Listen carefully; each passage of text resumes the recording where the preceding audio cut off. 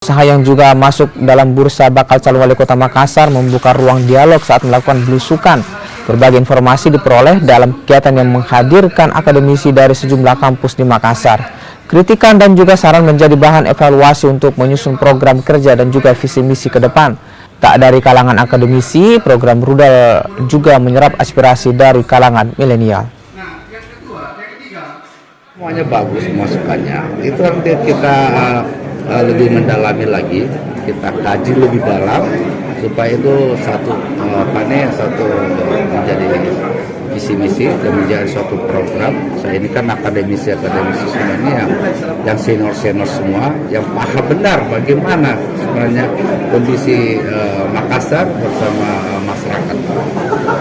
Pak, apakah ini baru lanjut? Diskusi ini apakah baru lanjut ke depannya?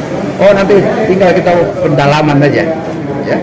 Kita akan undang beliau nanti bagaimana kita mengkaji mendiskusikan bersama yang mana yang harus Makassar ini kita akses.